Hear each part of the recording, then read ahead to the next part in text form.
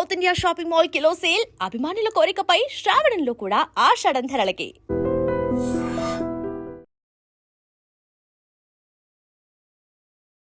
Hi guys, welcome to I dream. నేను మీ Chanakya. Guys, మీరు ఏదైనా ట్రేడింగ్ చేసేటప్పుడు ఏదైనా యాప్స్ యూజ్ చేస్తున్నారా? ఇన్వెస్ట్మెంట్స్ కోసము యాప్స్లో మరి చేసే వాళ్ళు కూడా ఎక్కువ అవుతున్నారు. ఎందుకంటే ఆల్రెడీ మనం జాబ్ చేస్తూ మొబైల్ అప్లికేషన్స్ ద్వారా యూజ్ చేస్తే అరే మనకు కన్వీనియంట్ ఉంది కదా అని మనం చాలామంది అనుకుంటుంటాం. కాకపోతే దానిల ద్వారానే డబ్బులు అనేది కూడా మనం ఎక్కువగా పోగొట్టుకుంటాం.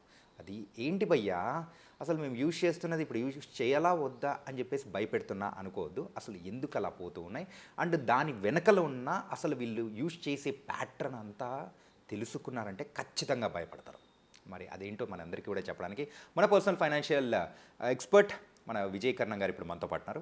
సార్తో మాట్లాడి యాప్స్ వల్ల వచ్చే నష్టాలు ఏంటో, మన డబ్బులు గోవిందా గోవిందా ఎలా అవుతున్నాయో అడిగి తెలుసుకుందాం. హాయ్ సార్, నమస్తే సార్. నమస్తే అండి. సార్, ఈ యాప్స్ ద్వారా ఎవరైనా కానీ ట్రేడింగ్ కానీ ఇన్వెస్ట్మెంట్స్ కానీ చేస్తూ ఉన్నారంటే వాళ్ళ డబ్బులు మ్యాక్సిమం గోవిందా గోవిందా అంటుంటారు. ఎందుకు సార్ అలాగా? ఫస్ట్ థింగ్ అండి, ఎవరైతే ఈ అప్లికేషన్స్ ఉన్నాయి, ఇన్వెస్ట్మెంట్ అప్లికేషన్స్, ఇవన్నీ ఫ్రీ అనుకుంటున్నారు చాలా మంది. ఈ అప్లికేషన్స్, ఇన్వెస్ట్మెంట్ అప్లికేషన్స్ కానీ పేమెంట్ అప్లికేషన్స్ ఏవైతే ఫ్రీ అనుకుంటున్నారంటేనే ఇట్ సెల్ఫ్ ఏ ట్రాప్. డెఫినెట్గా ట్రాప్లో పడిపోయినట్లే మనం. దీన్ని ఎంత స్ట్రాంగ్గా బిలీవ్ చేస్తారు అంటే, వాళ్ళకి ఎక్కడి నుంచైనా అమౌంట్ రాని, మన అమౌంట్ అయితే మన దగ్గర సేఫ్ ఉన్నాయి కదా, మన అకౌంట్లో అమౌంట్ మన దగ్గర సేఫ్ ఉన్నాయని చెప్పేసి ఈ అప్లికేషన్స్ అన్నీ సేఫ్ అనుకుంటారు. ఏదైనా సరే, యూపీఐ పేమెంట్స్ అప్లికేషన్స్ అయినా సరే, ఇన్వెస్ట్మెంట్ అప్లికేషన్స్ అయినా సరే, ట్రేడింగ్ అప్లికేషన్స్ అయినా సరే, వాలెట్స్ అయినా సరే. వాలెట్స్ అంటే ఇప్పుడు మనము కొన్ని వాలెట్ ట్రాకింగ్ యాప్స్ కూడా వచ్చినాయి అనమాట. అంటే ఎవ్రీడే మనం ఎంత ఎక్స్పెన్స్ చేస్తున్నాము, ఎంత సేవ్ చేస్తున్నాము, ఎంత ఇన్వెస్ట్ చేస్తున్నాము అని ట్రాకింగ్ అప్లికేషన్స్ వచ్చినాయి. అవి కూడా వాళ్ళకి మనం ఏం ఫీ పే చేయట్లేదు కదా అని చెప్పేసి అవన్నీ ఫ్రీ అనుకుంటున్నారు. అవును, కానీ ఫ్రీ అనుకుంటేనే మనం ట్రాప్లో పడిపోయినట్లు. అండ్ ఎండ్లో మీకు క్లియర్గా చెప్తాను, ఈ వీటి నుంచి మనం ఎట్లా బయటపడవచ్చు కూడా క్లియర్గా చెప్తాను. అండ్ మనం హార్డ్ అండ్ మనీ, మనం కష్టపడి సంపాదించిన ప్రతి పైసా 10 రూపాయలైనా సరే, రూపాయి అయినా సరే, ఇటువంటి ట్రాప్స్లలో మనం ఇరుక్కకుండా ఉండడానికి, అంటే దీంట్లో మనం ట్రాప్లో ఉండకుండా ఉండడానికి ఎట్లా ప్రికాషన్స్ తీసుకోవాలో, ఏ అప్లికేషన్ మీకు సూట్ అవుతుందో, మీకు ఎటువంటి హెల్ప్ కావాలన్నా కూడా ఏ అప్లికేషన్స్ మీకు ఈ ఇన్వెస్ట్మెంట్ జర్నీలో హెల్ప్ అవుతాయి కూడా నేను క్లియర్గా చెప్తాను. ఓకే, అది ఫస్ట్ థింగ్. సెకండ్ థింగ్ వచ్చేసి అసలు ఈ అప్లికేషన్స్ ఏ టైప్స్, ఏవేవి ఉన్నాయి, మార్కెట్లో ఏవేవి ఉన్నాయి. First thing UPI payment applications. అది ఫోన్పే అయినా సరే, పేటిఎం అయినా సరే, లేకపోతే ఇంకా చాలా ఉన్నాయి, పేయూ అంటే గేట్వేస్ కూడా ఉన్నాయి కొన్ని.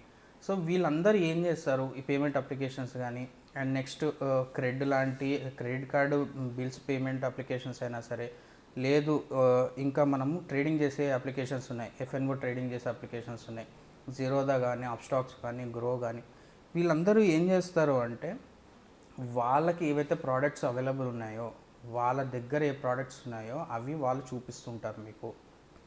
మార్కెట్లో ఉన్న ప్రోడక్ట్స్ చూపించరు, వాళ్ళు ఏ ప్రోడక్ట్స్ అనుకుంటారో ఆ ప్రోడక్ట్స్ని చూపిస్తారు మీకు. అది first thing. Okay. Second thing, వీళ్ళు ఫినాన్షియల్ అడ్వైజర్స్ కాదు, వాళ్ళు ప్లాట్ఫామ్ ప్రొవైడర్స్ అంతే. ఒక చిన్న ఎగ్జాంపుల్ చెప్తాను. ఫినాన్షియల్ అడ్వైజర్ అనేది మీకు ఏది సెట్ అవుతుంది అనేది చెప్పగలుగుతాడు. ప్లాట్ఫామ్ అనేది ఒక సూపర్ మార్కెట్ లాంటిది, లేకపోతే ఒక జనరలైజ్డ్ ఒక మార్కెట్ లాంటిది. అక్కడ అన్నీ దొరుకుతాయి. దాంట్లో మీకు ఏ సూట్ అవుతుంది అని ఫినాన్షియల్ అడ్వైజర్ చెప్పగలుగుతాడు. వీళ్ళు ఫినాన్షియల్ అడ్వైజర్లు కాదు. కానీ వాళ్ళు ప్రొజెక్ట్ చేసుకోవడం ఏం చేసుకుంటారు అంటే, అడ్వైజర్ ఫీ 0 ఉంటుంది, ఇక్కడ మీకు అన్ని ప్రోడక్ట్స్ అవైలబుల్ ఉన్నాయని చెప్తారు. కాకపోతే మీకు సూటే ప్రోడక్ట్ అక్కడ ఉందా లేదా అనేది మీరు చూస్ చేసుకోవాలి, వాళ్ళు మీకు సజెస్ట్ చేయొద్దు కదా. అవును, ఇది మెయిన్ థింగ్. సెకండ్ థింగ్ వచ్చేసి, వీళ్ళ మెయిన్ ఫోకస్ ఏంది అంటే, మీరు డెఫినెట్గా అప్లికేషన్తో స్టిక్ అయి ఉండాలి. అంటే ఆ అప్లికేషన్ అన్ఇన్స్టాల్ చేయొద్దు, దానికల్లి డీరిజిస్టర్ కావద్దు. మీకు ఇంకో క్లియర్ ఎగ్జాంపుల్ చెప్తాను. మీరు ఏ ట్రేడింగ్ అకౌంట్ అయినా సరే, ఏ ఇన్వెస్ట్మెంట్ అప్లికేషన్ అయినా సరే, విత్ ఇన్ 2 minutes మీరు అకౌంట్ ఓపెన్ చేయగలుగుతారు. కానీ వ్యూవర్స్ కూడా దీంతో అగ్రీ అవుతారు. ఒక సేమ్ అదే అకౌంట్ని మీరు క్లోజ్ చేయాలంటే ఎంత తిప్పాలో, అంటే ఎంత కష్టంగా ఉంటుంది అంటే, మీరు అట్లీస్ట్ ఒక 1-2 weeks టైం పడుతుంది దానికి అకౌంట్ని క్లోజ్ చేయడానికి. అది డీమ్యాట్ అకౌంట్ అయినా సరే, ట్రేడింగ్ సపరేట్ మనకి వచ్చే ఫోలియో అకౌంట్ అయినా సరే, లేకపోతే దానికి రిలేటెడ్ ఏవైతే డేటా ఉందో ఆ డేటాని మొత్తం కంప్లీట్గా డీరిజిస్టర్ చేయడానికి మీకు 2 weeks టైం పడుతుంది. అంటే మనం ఎంటర్ కావడం చాలా ఈజీ చేస్తారు టెక్నాలజీతోనే, కానీ ఆ ట్రాప్లోకి వెళ్ళి బయటకు రావడం చాలా కష్టం. ఇది ఫస్ట్ థింగ్. సెకండ్ థింగ్ వచ్చేసి, ఈ అప్లికేషన్స్లో ఏం చేస్తారు అంటే, వీళ్ళు మీకు వాళ్ళు ఏదైతే సెలెక్ట్ చేసుకొని వాళ్ళకు ఒక అజెండా ఉంటుంది, లేకపోతే వాళ్ళకి కొన్ని కంపెనీస్తో టైఅప్ ఉంటుంది, వాళ్ళ ఆ ప్రోడక్ట్స్ మాత్రం ఎక్కువగా ప్రొజెక్ట్ చేస్తుంటారు. అంటే A+ rating, 5 star rating funds, 5 star rating stocks మీకు డెఫినెట్గా అవి కనిపిస్తుంటాయి. And one most important thing ఏంటి అంటే, మన పైసలు ఏం పోవట్లేదు, మన డబ్బులు మన అకౌంట్కి డిడక్ట్ అవ్వట్లేదు అనుకుంటున్నారు కదా.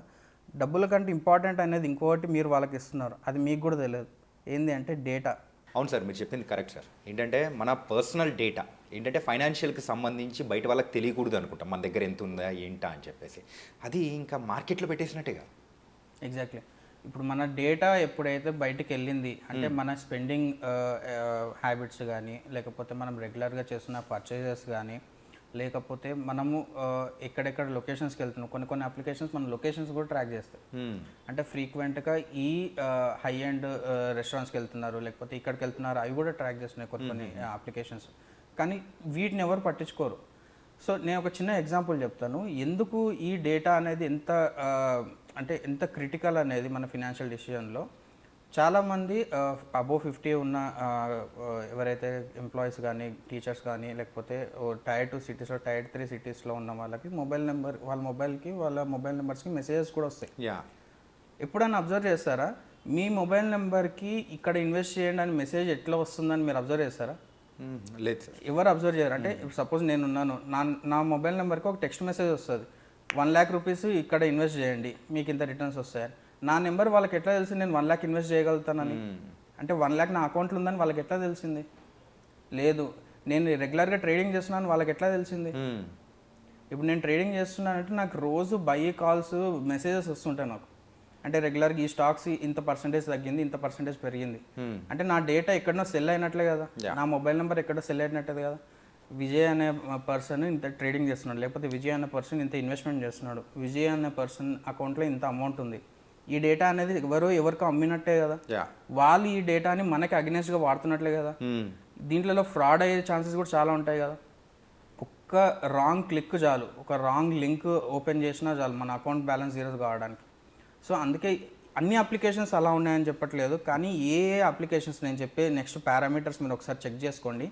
ఈ అప్లికేషన్స్ ఈ ప్యాటర్న్స్ మీకు ఫాలో అవుతుంటే డెఫినెట్గా అప్లికేషన్స్ అన్ఇన్స్టాల్ చేసేయండి. ఓకే, అది ఫస్ట్ థింగ్.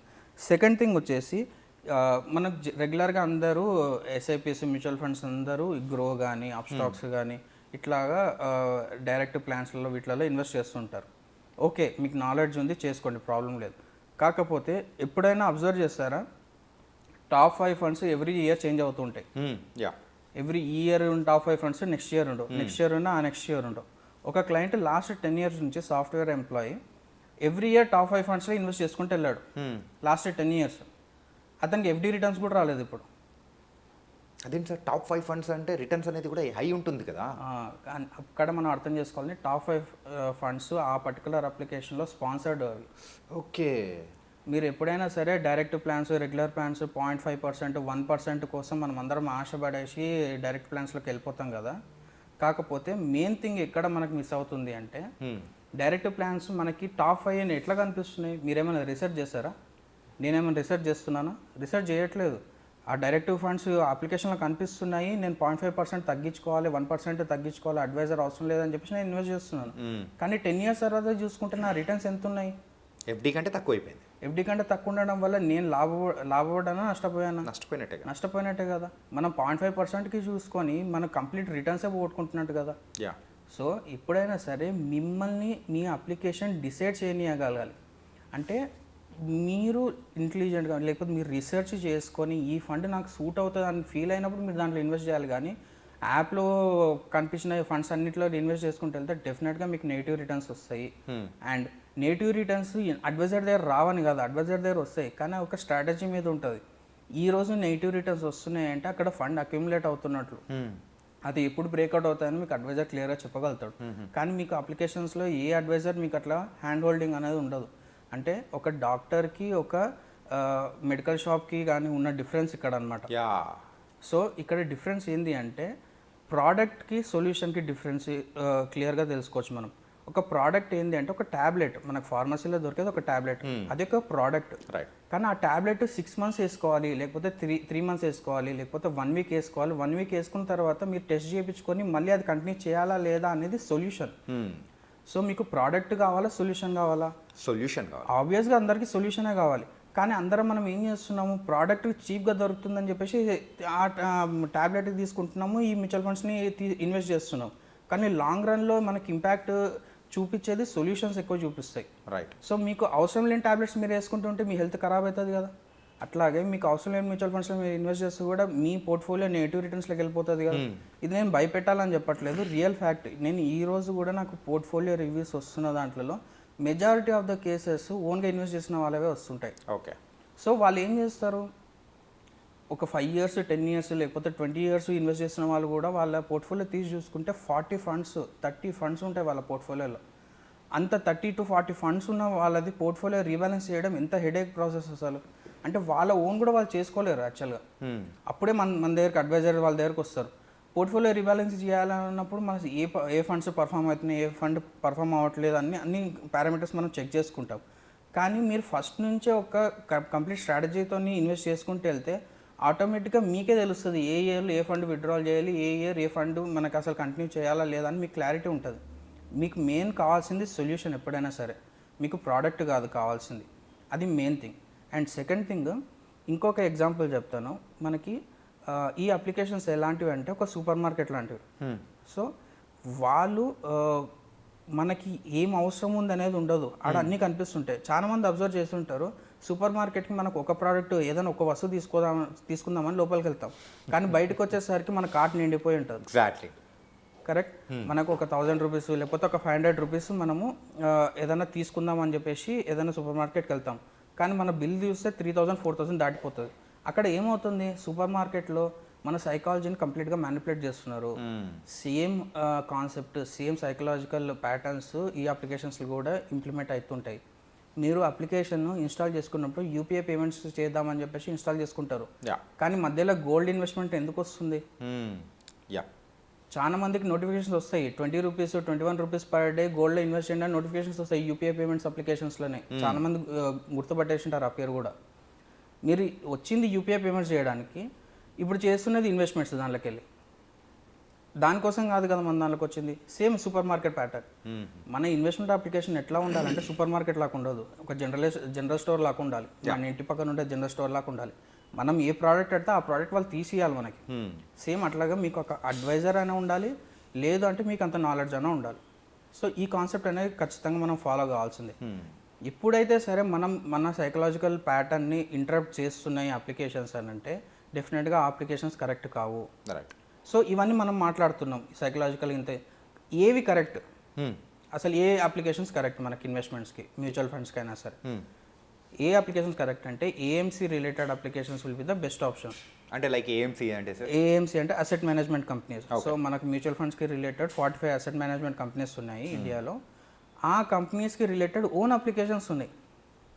ఇది ఎవరు చెప్పరు బయటికి. వాళ్ళ ఓన్ అప్లికేషన్స్ ఉంటాయి. వాళ్ళ ఓన్ అప్లికేషన్స్లో మీరు ఇన్స్టాల్ చేసుకుని అక్కడ నుంచి ఇన్వెస్ట్మెంట్ చేసుకుంటే మీకు ఈ సైకలాజికల్ ట్రిగర్స్ అనేవి ఉండవు అనమాట. సో చాలా ఈజీగా ఉంటుంది, యూజర్ ఇంటర్ఫేస్ కూడా చాలా కన్వీనియంట్గా ఉంటుంది. మీకు ఎటువంటి క్రాస్ సెల్లింగ్ అనేది ఉండదు, అండ్ మీ ఇన్వెస్ట్మెంట్స్ని తప్పుదోవ పట్టించే ఛాన్సెస్ కూడా ఉండవు. And one more major important thing ఏంటి అంటే, ఎప్పుడైనా అబ్జర్వ్ చేశారా మీరు ఈ అప్లికేషన్స్లో జీరో అంటే మీరు ఎటువంటి పేమెంట్స్ చేయకున్నా సరే అవి ప్రాఫిటబుల్ ఎట్లా ఉంటున్నాయి అనేది లేదు సార్, ఎవరు మనం అబ్జర్వ్ చేయం. మనకి ఫ్రీ వస్తుందని చెప్పేసి మనం వాడుతుంటాం, కానీ వాళ్ళకి ఇన్కమ్ సోర్స్ ఏమనేది ఎవరు అబ్జర్వ్ చేయరు. వాళ్ళకి ఇన్కమ్ సోర్స్ ఎక్కడ వస్తాయి అంటే క్రాస్ సెల్లింగ్లో వస్తాయి. అంటే మనం ఇప్పుడు యూపీఐ పేమెంట్స్కి తీసుకున్నప్పుడు అక్కడ నుంచి మనం ట్రైన్ టికెట్స్ బుక్ చేసినా కూడా అక్కడికి వెళ్ళి కమిషన్స్ వస్తాయి. లేదు మనం యూపీఐ పేమెంట్స్కి తీసుకున్న అప్లికేషన్కి వెళ్ళి ఇన్వెస్ట్మెంట్ చేసి అక్కడికి వెళ్ళి కమిషన్స్ వస్తాయి. లేదు మనం ఆ ఇన్వెస్ట్మెంట్స్ చేస్తున్న ఏ కంపెనీస్తోని ఇన్వెస్ట్మెంట్ చేస్తున్నామో ఆ కంపెనీస్ వాళ్ళు వీళ్ళని స్పాన్సర్ చేస్తారు, వీళ్ళకి పేమెంట్స్ చేస్తుంటారు. నా మ్యూచువల్ ఫండ్ టాప్ 5లో ఉండాలి, లేకపోతే నా మ్యూచువల్ ఫండ్ టాప్ 1లో ఉండాలి. లేదు అది ఇదంతా కాదు. ఎవరైతే ట్రేడింగ్ చేద్దామని ఎవరైతే మ్యూచువల్ ఫండ్ ఇన్వెస్ట్మెంట్ చేద్దామని వచ్చిన వాళ్ళో వాళ్ళకి ట్రేడింగ్ ఎక్కువ ట్రిగర్స్ వెళ్తుంటాయి. సో ఎస్ఐపి మ్యూచువల్ ఫండ్స్లో వాళ్ళకి వచ్చే ఇన్కమ్ చాలా తక్కువ. కాకపోతే వాళ్ళకి వచ్చే మేజర్ రెవెన్యూ సోర్స్ వచ్చేసి ఎఫ్ఎన్ఓ ట్రేడింగ్లో, లేకపోతే కంప్లీట్ డే ట్రేడింగ్ చేసుకోవడము, లేకపోతే ఈక్విటీ ట్రేడింగ్ చేసుకోవడము, కమోడిటీస్ ట్రేడింగ్ చేసుకోవడము. అక్కడికి వెళ్ళి వాళ్ళ బ్రోకరేజ్ కూడా ఎక్కువ జనరేట్ అవుతుంది. అంటే ఫస్ట్ ఎంటర్ అయిందేమో ఒక టార్గెట్ మీద ఎంటర్ అయ్యేటప్పటికి దెన్ లేటర్ మల్టిపుల్ అనేది అయిపోతూ ఉంటుంది. డెఫినెట్గా. ఇప్పుడు మనం వచ్చిన ఏమైంది, ఆ ఎయిమ్ని వాళ్ళని డిస్టర్బ్ చేసేస్తారు. ఇది చాలా ఈజీ అప్లికేషన్స్లో చేయడం. ఇంకొక ఎగ్జాంపుల్ చెప్తాను. ట్రేడింగ్ టర్మినల్లో చూసిన వాళ్ళకి చాలామందికి అర్థమై ఉంటుంది. కలర్స్ హై కాంట్రాస్ట్లో ఉంటాయి. అంటే ఎక్కువ రెడ్ ఉండడము, గ్రీన్ ఎక్కువ గ్రీన్ ఉండడము, బ్లూ ఎక్కువ ఉండడం. అంటే అవి ఎట్లా ఉంటుంది అంటే కంప్లీట్ ఒక కెసినోస్లో లేకపోతే ఒక గ్యాంబ్లింగ్ చేయడానికి ఎంత ట్రిగర్ మన ఎమోషన్స్ని కంప్లీట్గా డిస్టర్బ్ చేసేస్తాయి వాటి. అంటే మనం ప్యానిక్ అయిపోయి స్టాక్ పడిపోతున్నప్పుడు సెల్ చేసేయడము, లేకపోతే స్టాక్ పెరుగుతున్నప్పుడు ఇమీడియట్గా సెల్ చేయడము, లేకపోతే వాడిచ్చిన నోటిఫికేషన్ స్టాక్స్ని మనం కొనడము, ఇవన్నీ ఒక ప్యాటర్న్ మీద నడుస్తుంటాయి. వీటిని డార్క్ ప్యాటర్న్స్ అంటారు. ఈ డార్క్ ప్యాటర్న్స్ అనేది వరల్డ్ వైడ్గా చాలా మటుకు ఫినాన్షియల్ అప్లికేషన్స్ యూజ్ చేస్తుంటాయి. కాకపోతే ఇక్కడ చాలామంది అనుకుంటున్నారు ఇంత అవుతున్నప్పుడు గవర్నమెంట్స్ ఏం చేయట్లేదా అనేసి చాలామంది అనుకుంటారు. ఇక్కడ గవర్నమెంట్స్ ఎందుకు ఏం చేయలేకపోతున్నారు అంటే వీళ్ళ ప్యాటర్న్స్ ఎలా ఉంటాయి అంటే అది కంప్లీట్ రైట్ ఉండదు, కంప్లీట్ రాంగ్ ఉండదు, ఒక గ్రే ఏరియాలో వర్క్ అవుతుంటాయి ఎప్పుడు. అంటే నేను జస్ట్ చెప్తున్నాను, దాన్ని బట్టి నువ్వు డిసిషన్ తీసుకో అని చెప్తారు ఎవరైనా కానీ ఈ అప్లికేషన్స్లో. చెప్పడం దగ్గరనే అడ్వైజరీ అయిపోతుంది కదా. ఇప్పుడు సపోజ్ ఒక ఎగ్జాంపుల్ చెప్తాను. ఒక అండర్ పర్ఫార్మింగ్ ఫండ్ ఉంటుంది, లాస్ట్ 5 years నుంచి రిటర్న్స్ ఎక్కువ ఇవ్వట్లేదు అనుకోండి. ఒక ఇన్వెస్టర్ దాన్ని సెల్ చేద్దామని పోతాడు, సెల్ బటన్ కనిపించదు అతనికి, ఇమీడియట్గా కనిపించదు. అది ఎక్కడనో 2-3 పేజెస్ కింద 2-3 కాలమ్స్ కింద ఒక డిఫరెంట్ టర్మినల్ ఓపెన్ అయ్యి అక్కడ రిక్వెస్ట్ చేసి అక్కడ నుంచి ఒక 2-3 days తర్వాత ఆ సెల్ అనేది స్టార్ట్ అవుతుంది మ్యూచువల్ ఫండ్స్లో. ఇంకా క్లియర్గా చెప్పాలంటే సెల్ కొట్టినప్పుడే మీకు ఒక పాపప్ వస్తుంది, are you sure to exit this best performing fund అని చెప్పేసి వస్తుంది. అప్పుడు మళ్ళీ మనం డౌట్లో పడతాం, అరే నిజంగానే నెక్స్ట్ ఇయర్ ఇంకా మంచి పని చేస్తుందేమో, ఈ ఇయర్ పని చేయలేదు నెక్స్ట్ ఇయర్ పని చేస్తుందో దాన్ని అట్లా హోల్డ్ చేస్తాం.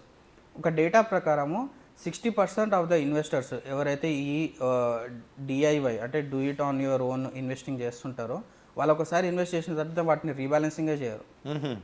అంటే వాటిని మళ్ళీ ఒకసారి చెక్ చేసుకోవడము, దాన్ని ఇవి కరెక్ట్ పర్ఫామ్ అవుతున్నాయా లేదా, వీటిని ఏమైనా చేంజెస్ చేసుకోవాలని కూడా చెక్ చేసుకోరు వాళ్ళు. అంటే ఇన్వెస్ట్ చేస్తూ పోతూ ఉంటారు అంతే. మీరు కొత్త ఇన్వెస్ట్మెంట్స్ పక్కకు పెట్టేసండి, ఉన్న ఇన్వెస్ట్మెంట్స్ని కరెక్ట్గా వర్క్ చేసుకుంటే వాటి నుంచే ఎక్కువ రిటర్న్స్ వస్తాయి యాక్చువల్గా. సో ఈ మేజర్ పాయింట్స్ అనేది డెఫినెట్గా మిస్ అవుతారు. One more major important thing ఏంటి అంటే వీళ్ళు ఎక్కువ ఇన్సూరెన్స్ పాలసీస్ ఎక్కువ అమ్మడానికి ట్రై చేస్తుంటారు. ఇన్సూరెన్స్ పాలసీస్, యూలిప్స్ కానీ, చిల్డ్రన్ ప్లాన్, రిటైర్మెంట్ ప్లాన్స్, ఇవన్నీ ఎక్కువ ప్రొజెక్ట్ చేస్తుంటారు. సో వాటిలో ఏమవుతుందంటే వాళ్ళ కమిషన్స్ ఎక్కువ వస్తాయి. కానీ అది మీకు ఫినాన్షియల్ ప్లానింగ్ మీకు అది అవసరమా లేదా అనేది ఎవరు చెప్పరు. సో ఒక ఫేమస్ కేసు ఉంది. ఈ కేసులో మీరు అది చూసుకోవచ్చు క్లియర్గా, మీరు నెట్లో కూడా సెర్చ్ చేసి చూసుకోవచ్చు. వీళ్ళు ఇన్వెస్ట్ చేసుకుంటూ వెళ్ళారు, ఈ రెగ్యులర్గా వచ్చే ఇన్వెస్ట్మెంట్ అప్లికేషన్స్లో ఇన్వెస్ట్ చేసుకుంటూ వెళ్ళారు. కాకపోతే వాళ్ళు ఇన్వెస్ట్ చేసినది ఒక దాంట్లో, కానీ అది రిఫ్లెక్ట్ అయింది ఇంకో దాంట్లో. అది ఫస్ట్ కేసు. సెకండ్ కేసు వచ్చేసి వాళ్ళు ఇన్వెస్ట్ చేసుకుంటూ వెళ్ళారు, కానీ విత్డ్రాల్ చేయడానికి వెళ్తే అసలు వాళ్ళకి ఆ ఇన్వెస్ట్మెంటే లేదని చూపించారు వాళ్ళకి. ఓకే. సో వీళ్ళు మళ్ళీ ఆ అప్లికేషన్ ఓనర్ ఎవరైతే వాళ్ళు వీళ్ళతో సెటిల్మెంట్ చేసుకుని ఆ కేసు క్లోజ్ చేసుకున్నారు. ఓకే. అంటే రెప్యుటేషన్ పాడైపోతుందని. సో ఎప్పుడైనా సరే ఏ అప్లికేషన్ అయినా సరే మీరు ఓన్గా ఇన్వెస్ట్ చేసుకుంటున్నప్పుడు డెఫినెట్గా మీ స్ట్రాటజీని ఇంప్లిమెంట్ చేయడానికి ప్లాట్ఫామ్ ఉండాలి తప్పితే మీకు స్ట్రాటజీ హెల్ప్ చేయడానికి అప్లికేషన్స్ ఉండొద్దు ఎప్పుడైనా సరే. సో మీరు అనుకుంటారు నాకు 5 yearsలో ఇంత కావాలి, 10 yearsలో ఎంత కావాలి, దానికి ఈ ఫండ్స్ సెట్ అయిన ఈ ఫండ్స్ కొనడానికి మీరు ఆ ప్లాట్ఫామ్ని యూజ్ చేయాలి. అంతేగాని ఏ ప్లాట్ఫామ్స్ నాకు ఇంత పర్సంటేజ్ ఇస్తుందని చెప్పేసి ఆ ప్లాట్ఫామ్ లోపలికి వెళ్ళొద్దు. Okay. So this is the most important thing. కానీ ఎవరైనా సరే వాళ్ళు ఏఎంసీ అప్లికేషన్స్ యూజ్ చేయమని నేను చెప్పాను కదా, అక్కడ మీకు ఏమి ఇష్యూస్ రావా అంటే అక్కడ మీకు ఇష్యూస్ వచ్చినా మీకు కస్టమర్ కేర్ వాళ్ళతో డైరెక్ట్ ఇంటరాక్షన్ ఉంటుంది. అంటే ఒక జవాబుదారీతనం అనేది కూడా ఉంటుంది, ఎవరైనా వెళ్ళి అడగడానికి కూడా ఒక పాసిబిలిటీ ఉంటుంది. ఎగ్జాక్ట్లీ. మీరు ఇటువంటి కామన్ అప్లికేషన్స్లో యూజ్ చేసుకుంటే మీకు రెస్పాన్సిబిలిటీ అనేది ఎవరు తీసుకోరు. మీరు ఇన్వెస్ట్మెంట్ చేశారు, మీరు ప్రాఫిట్ తీసుకోండి లేకపోతే మీరు లాస్ తీసుకోండి అంటారు. కానీ అదే ఏఎంసీ అప్లికేషన్స్లో వాటిలో ఇన్వెస్ట్ చేస్తే మీకు ఎటువంటి క్వెరీ వచ్చినా లేకపోతే ఏదైనా పేమెంట్ స్కిప్ అయినా సరే వాళ్ళు మీకు సపోర్టివ్గా ఉంటారు. అండ్ అడ్వైజర్తో వెళ్తే డెఫినెట్గా మచ్ మోర్ అడ్వాంటేజెస్ ఎక్కువగా ఉంటాయి. యా మీరు తీసుకునే డిసిజన్ దగ్గర హెల్ప్ చేస్తాడు, ఇంప్లిమెంటేషన్ దగ్గర హెల్ప్ చేస్తాడు, అండ్ రిటర్న్స్ ఎట్లా తీసుకోవాలనేది కూడా స్ట్రాటజికల్ వేగా యూజ్ చేసుకోవచ్చు అనమాట. So these are the different points. ఈ డార్క్ ప్యాటర్న్స్కి మనం డెఫినెట్గా దూరం ఉండాలి. దూరం ఉంటే మనం సంపాదించిన చిన్న అమౌంట్ అయినా సరే అది డెఫినెట్గా కాంపౌండింగ్ అయ్యే ప్రాసెస్లో ఇట్లాంటి ఇంటరప్షన్స్ అనేవి తగ్గించుకోవడానికి హెల్ప్ చేస్తాయి అన్నమాట. యా అండ్ సో మీకు చెప్తూ ఉంటే చాలా వరకు చాలామందికి కూడా ఇది కనెక్ట్ అయ్యే ఉంటుంది. ఎందుకంటే డైలీ లైఫ్లో ఫేస్ చేస్తూ ఉన్నది మనం ఒకదాని కోసం పోయి ఒక 10 తెచ్చుకున్నట్టు సూపర్ మార్కెట్లో అలాగే ఇప్పుడు జరుగుతూ ఉంది. So nice sir. అండ్ దీని గురించి మెయిన్గా అవగాహన ఇలాంటి టైంలోనే ఇవ్వాలి. ఇచ్చినందుకు చాలా చాలా thank you so much. Thank you అండి. Yeah.